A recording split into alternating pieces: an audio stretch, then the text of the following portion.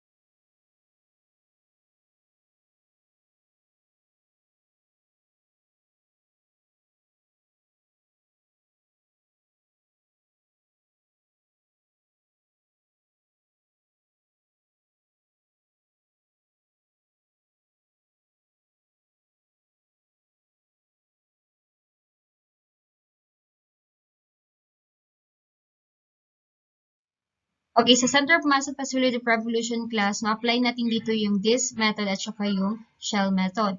Yung formula ng this method is V is equal to pi times the integral of r squared h. And then yung sa shell method naman is 2 pi times the integral of r h t. So, which means kailangan ninyong i-review yung sa volume of a solid of revolution.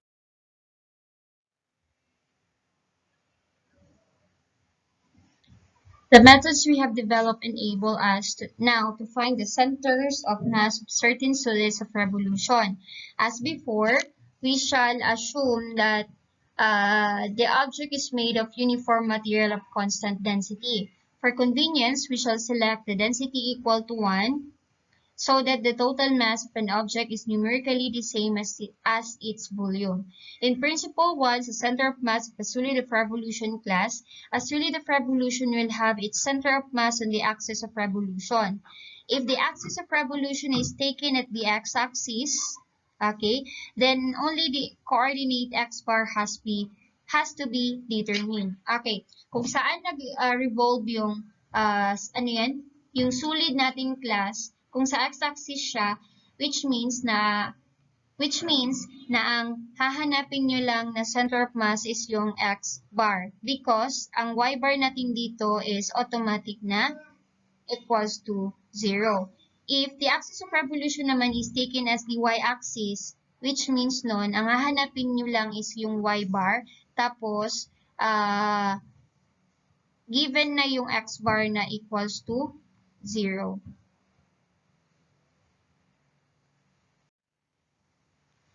In principle 2 class, suppose that the solid F is divided into solids F sub 1 to F sub n, where no two of which overlap, having volumes V sub 1 to V sub n, and let X sub 1 bar up to X sub n bar be the X values of the centers of mass for F sub 1 to F sub n respectively. Then X bar is equal to this. Okay, the same pa rin yung ginagamit na formulas ng center of mass. Kung center of mass of a solid of revolution, V yung ilalagay natin dito.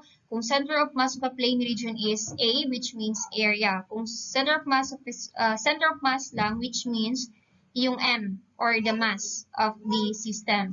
Let R be a region bounded by y equals to f of x greater than 0, and x equals to A and x equals to B, y equals to 0. So if R is revolved about the x-axis, take note, the center of mass of the solid revolution is obtained by the following steps below. In step 1, construct a rectangle. W is equal to delta x, width of rectangle, and h is f of psi sub I equals to the height of the rectangle. And then step 2 is get the volume, or volume of the solid of revolution for this method is pi r squared h, where r is the radius of the disc, or that is the height of the rectangle. And then h, etong h dito is the height of the disc, or that is the width of the rectangle. And then sa step 3, let f of x greater than or equal to 0, where x is between a to b, be continuous function, and suppose the region R equals to the set containing xy, such that x is from a to b and y is 0 to f of x, is revolved about the x-axis. Then the center of mass of the resulting solid F is on the x-axis at the point. Okay. Kung it revolves about the x-axis class, ang magiging center of mass natin is eto. Kasi di ba na-mention ko dun sa principle 1, sa center of mass of a solid of revolution sa previous slide, na kung andas kayo nag-revolve, kung x-axis na given din sa y-bar. Kung nag-revolve kayo sa y-axis na given din sa x-bar. Na inyo po pangiluban na subuso sa timan niya na pair. So this time, it is revolved about the x-axis. Ibig sabihin, nangahanapin lang natin is yung x-bar. So x-bar is equal to the integral of x times f of x quantity squared dx over v. Gaya class na lagi diyang buhaya sa formula ko sa center of mass of a plane region, kung vertical angle or horizontal rectangle. But ang dito sa denominator is hindi na siya A, B na yung ilalagay natin dito because center of mass of solid of revolution naman yung hinahanap dito. Okay, if R is revolved about the y-axis, the center of mass of the solid of revolution is x bar equals to 0 kasi about what y-axis man, which means given na yung x bar natin, which is automatic na 0. Okay, for shell method, and then vertical rectangle yung ginamit natin for the shell method, ang gagamitin natin na y bar is, ang magiging formula ng y bar rather is 2 pi times the integral of f of x over 2 x times f of x dx over b. And then, kung horizontal rectangle naman, for shell method ito ha, kasi dalawa man yung volume of a solid revolution na diniscuss ko na method. For shell method na horizontal rectangle, y bar is equal to 2 pi times the integral of y f of y dy over b for horizontal rectangle. Iba din for the this method. Ito din yung formula for the vertical rectangle. And then this one is the formula for the horizontal rectangle. If R is revolved about the line x equals to A, the center of mass of the solid of revolution is x bar equals to A. Kung andes kanya nag-revolve a line na given din sa x bar yan. Ibarat bu x at tagun si A. Okay, x bar is equal to A. Let's say, it revolves about the line x is equal to 2, which means ang x bar ninyo is equal to 2. Okay, for the y bar, for shell method class, ito yung gagamitin natin na formula for vertical rectangle. And then this one is for the horizontal rectangle. Kung this method yung ginamit, is y bar is equal to y bar, ito yung y bar ng this method natin for vertical rectangle, and this one also for the horizontal rectangle. If R is revolved about the line y equals to b, the center of mass of the solid revolution is y bar equals to b. Okay, so yun na nga yung sinasabi ko. Sa center of mass of a solid revolution na miya less so kakuha nyo sa center of mass kasa sa piman buka. So isound na given depende kung ando miya revolve so solid yo. Okay, for shell method class, for the vertical rectangle, ito yung formula natin. And then, for the horizontal rectangle naman, for shell method pa rin, ito yung formula. For the disk method, this is the formula for the vertical rectangle. And this one is for the horizontal rectangle. Take note, si shell method na so axis of revolution tano na parallel sera na gusto. So axis of revolution na gusto kuwan, rectangle tano na parallel so sa shell method. Sa this method po man so rectangle tano gusto axis of revolution na perpendicular sera. Okay, for example, find the center of mass of solid of revolution generated by revolving the r bounded by the line, the curve y equals to x squared, and the line y equals to 4 and about the x-axis. Okay, so ito yung graph natin. Ang graph ng y equals to x squared is the parabola opening upward. And then ito yung line na y equals to 4. And then ito din yung line, ito din yung axis of revolution natin about the x-axis. If it is about the x-axis class, which means given na yung y bar natin, that is equals to 0. So, ibig sabihin, yung x bar na lang yung hahanapin natin dito. Okay. Take note ha, nag-revolve siya about the x-axis. It implies that y bar is equal to 0. Just look for the x bar. Since the solid is revolved about the x-axis, then y bar equals to 0. Then find the x bar using the formula. Okay, so ito yung gagamitin natin na formula. X bar is equal to the integral of x times f of x quantity squared dx over v. But before that, determine first the volume of the solid generated using the formula of this method. Bakit this method yung gagamitin natin? Kasi nag-construct tayo dito ng rectangle, which is vertical rectangle. Tapos, vertical rectangle yung kinonstruct natin dito. And then, perpendicular siya sa axis of revolution. Diba? Kung saan nakatayo yung rectangle natin, tapos andun yung axis of revolution that is perpendicular, then yung gagamitin natin na method is the disk method. So, we have pi times, okay, since dalawa ito, ang r sub 1 natin is yung line na y equals to 4. So, r sub 1 is equal to 4. Then, yung r sub 2 natin is yung parabola. Okay, that is x squared. So, magiging 4 squared minus x squared quantity squared. So, ang height ng rectangle, ang width ng rectangle natin dito rather is the delta x. Okay, so ang magiging volume is 4 squared, r sub 1 minus r sub 2 squared, dx, evaluated from negative 2 to positive 2. So, 16 minus x to the power of 4 ito. 4 squared is 16, x to the power of, x squared quantity squared is x to the 4. So, we get 256 pi over 5. So, ito yung volume natin. So, hence, yung x bar natin is magiging integral of x. Okay, si x is x pa rin yan. Si f of x class, nagyaya so kyaset apan nyo ko volume nyo, katayas kanyan, pun si a, na di ba equivalent pumans kanyan saya sa 16 minus x to the 4. That's why gyaya namin bulaya 16 minus x to the power of 4, tapos dx. So, 256 pi over 5. So, we get x bar is equal to 0. Therefore, the center of mass of solid of revolution is 0, 0 at the origin. In the next example class, find the center of mass of solid of revolution generated by revolving r by y equals to y squared and y equals to 4 and about the line x is equal to negative 2. So, the same pa rin ang given doon sa first example natin, but it is revolved now, it is revolved about the line x is equal to 2, negative 2. So, it implies that ang x bar natin class is given na siya, which is equal to negative 2. So, ang hahanapin na lang natin class is si y bar. Okay.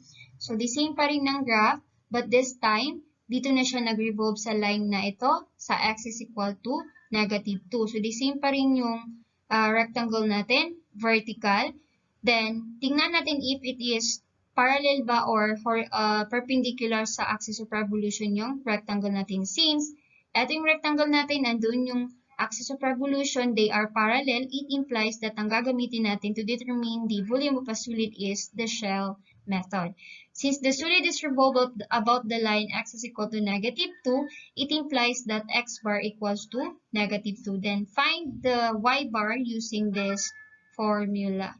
Okay, determine first the volume of the solid generated using the formula of the shell method.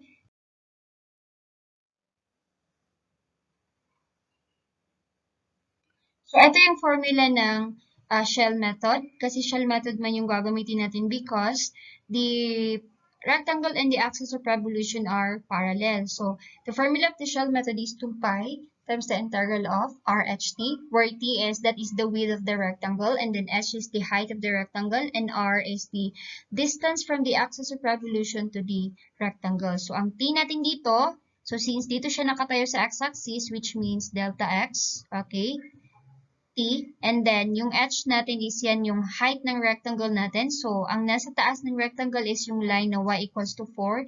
So, magiging 4 minus yung nasa baba niya is yan yung line na x squared. So, 4 minus x squared. And then yung R is yan yung distance from the axis of revolution papunta dito. So, yan yung R natin. So, since this is parallel to the y-axis at the x-axis rather, so ilalagay natin dito sa x. Since nag-extend man siya ng line, so magiging x minus the -2, magiging x plus 2. So, that's why ang r natin dito is equal to x plus 2. So, substitute natin dito class, si r, replace it by x plus 2, and then si h, replaced it by 4 minus x squared, and then si t, replaced it by dx. Okay, dx is just equal to delta x. So, we get 128 pi over 3. So, ito yung gagamitin natin na volume. Hence, using the formula for the center of mass, y bar, we have the integral of 2 pi is times the integral of f of x over 2 x f of x dx over v. So, si f of x over 2 class, gaya so, supiterwakan ro sa center of mass of a plane region na.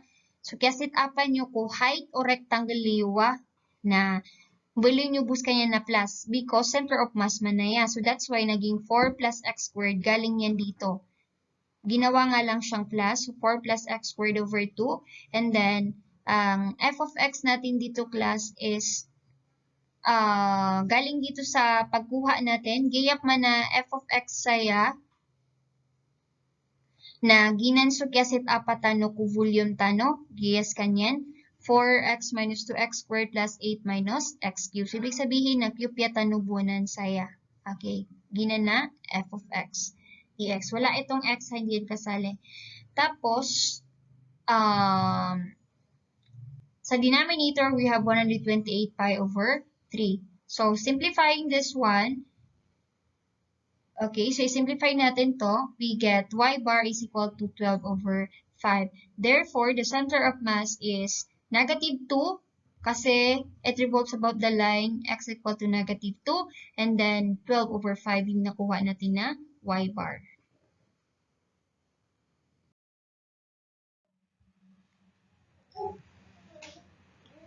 Another example class, find the center of mass of solid of revolution generated by revolving r bounded by y equals to x squared and x equals to y squared about the line. So first is it revolves about the line x equals to -1, which means dito sa first natin, sa first is first na given, ang x bar natin is given na siya, that is equal to -1 kasi dun man siya nag-revolve, and then hahanapin na lang dito is yung y bar. Okay, so ito yung graph natin. Etong parabola opens to the right is yan yung parabola, graph ng parabola natin na x equals to y squared. Etong parabola naman opens upward is, that is the graph of the line, the curve y equals to x squared. Note that y equals to x squared is pwede natin siyang masulat x in terms of y as x equals to the square root of y. And then yung x equals to y squared naman, pwede natin siyang ma-express as y equals to the square root of x. Since the solid is revolved above the line x equals to negative 1, it implies that x bar equals to negative 1. Then find the y bar using the formula. Okay, this one, using the formula below. 2 pi times the integral of f of x over 2x f of x dx over 2. Bakit siya 2 pi? Kasi yung solid natin dito is, ang gagamitin natin na method is the shell method because if ito yung rectangle natin, vertical rectangle, di ba parallel siya sa axis of revolution natin. Nandito yung axis of revolution natin. So we have d is equal to 2 pi times the integral of r h t. Ang t natin dito is delta x kasi vertical rectangle man. And then yung height ng rectangle natin is upper minus lower, which means parabola na opening up to the right minus the parabola opening upward. So ang parabola opens to the right, that is, in terms of x, is equivalent siya as the square root, y equals to the square root of x. And then, eto naman is, yan yung parabola opens upward, y equals to x squared. So, that's why naging square root of x minus x squared. And then, yung r natin, that is the distance from the axis of revolution, papunta dito sa graph natin. So, this is r. Since parallel siya sa x-axis, unahin natin isulat si x. And then, naging minus the negative 1 kasi right minus left man. So, ang nasa left side natin is yung line na x is equal to negative 1. So, which is equal to x plus 1. So, i-substitute natin dito si r replaced by x plus 1, si h. Okay, yan si r. Ito si h galing dito. And then, t natin is dx. Delta x is just equal to dx. We get 29 pi over 30. Then, finding for the center of mass, ito yung formula natin. So, take note class, kapag shell method yung ginamit niyo sa pag-find ng volume, kailangan may 2 pi din dito na idadagdag niyo sa paghanap ng center of mass. Kung this method din, ibig sabihin pi lang din yung ilalagay niyo dito. Okay, gaya f of x over 2 saya class, so di kan dito ron sa center of mass of a plane region na. So, kaset upan niyo ko volume niyo di ba ya kaset apatan ko volume tanong na game ya ko tanong ron so height ron na so height ginan so height balian yung ginan na plus ginan na minus sa plus kasi na ginan na ginan so upper curve plus the lower curve na kasi kukakuha sa height or rectangle na minus na sa center of mass na always sanan plus.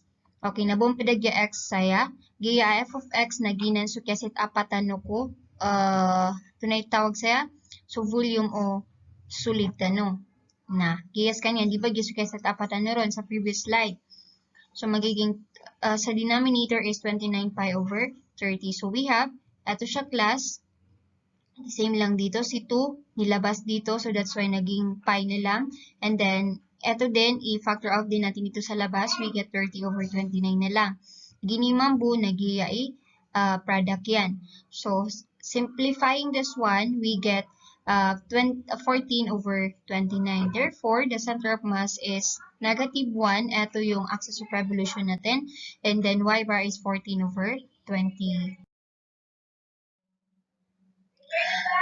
Alternative solution natin, class, doon sa example natin. Okay, ito yung alternative solution but this time, ang gagamitin na method is this method. This method, if yung rectangle natin is a horizontal rectangle kasi magiging perpendicular siya dito sa axis of revolution natin. So, which means, ito yung gagamitin natin na formula, pi times the integral of r sub 1 squared minus r sub 2 squared h evaluated from a to b. So, ang r sub 1 natin dito is etong graph na to, yung graph na yan. Yan yung graph ng parabola opening upward. So, that is equal to the square root of y. Then, plus 1 kasi kasali ito. Okay, kasali yung axis of revolution natin. And then, yung r sub 2 naman natin is yung parabola opening, opens to the right. So, that is y squared. And then, nag-add tayo ng 1 kasi kasali din yung axis of revolution natin. Di ba may discuss sa kanina si volume of a solid of revolution. And then h natin dito is delta y because it stands sa parallel to the y-axis. And then, ang limit din natin dito is from 0 to 1. Okay, so we get the same pa rin doon sa first solution natin, 29 pi over. Hence, y bar rather is the same pa rin, 14 over 29. But this time, ang ginamit na formula is eto, kasi horizontal man yung rectangle, tapos this method na pi bo matatago si o shell method na 2 pi, okay? Si y, na y pa rin nanan, ginasapikterwakan sa previous discussion tayo sa center of mass of a plane region. Sa f of y, na ginasukyasit apan niyo ko, anong tawag dito? Sukyasit apan niyo ko, volume o solid 29 of pi over 30. So we have 14 over 29 yung y bar natin. Since the solid is revolved about the line x equals to negative 1, it implies that x bar equals to negative 1. Therefore, the center of mass is eto. The same pa rin ang given class, but this time, it revolves about the line y equals to negative 2. Okay, so the same pa rin ang given ha. The same yung graph natin. Since the solid is revolved about the line y equals to negative 2, it implies that yung y bar natin is given na siya, that is equal to negative 2. Then find x bar only. So ang gagamitin natin na formula is, ito siya. Solving for the volume, using the formula for this method, we have v is equal to pi times the integral of r sub 1 squared minus r sub 2 squared, where yung r sub 1 natin class is yan yung square root of x plus 2. Kasi diba, upper minus lower. So, ito yung upper natin, and then minus yung lower. So, ang upper natin is square root of x, and then plus 2 kasi kasali itong line na ito. Okay? And then, r sub 2 is x squared. Yan yung graph ni parabola opens upward, and then plus 2 pa rin. Then, yung height ng rectangle natin dito is delta x. So, we have, ito na yung setup ng integral natin sa volume. So, which means magagamit natin to dito sa paghanap ng center of mass. So, we get 49 pi over 30. Hence, x bar is equal to pi kasi this method yung ginamit ha. Kung shell method, 2 pi yung ilalagay nyo dito. Integral of x times f of x dx over b. So, si x is x pa rin yan. Si f of x, nag-yes kanyan. Cube si ibo. Tapos, dx over 49 pi over 30. We get 23 over 49. Since the solid is revolved about the line y equals to negative 2, it implies that y bar equals negative 2. Therefore, the center of mass is 23 over 49 and negative 2. So that is for the center of mass of a solid of revolution. Kailangan nyo lang class is i-review yung volume of a solid of revolution, kung paano gamitin si this method and shell method. And then yung mga formulas na ginagamit dito sa paghanap ng center of mass class is parehas pa rin doon sa mga formulas na ginamit natin sa center of mass of a plane region. Pero okay yun sa center of mass of solid of revolution because ang hahanapin nyo na lang is isang pair ng center of mass kasi kung saan nag-revolve yung solid ninyo class dito is given, it implies that given na yung isa sa center of mass. So the following discussion is yung sa theorem of Pappus. So yun na yung last na application of integrals.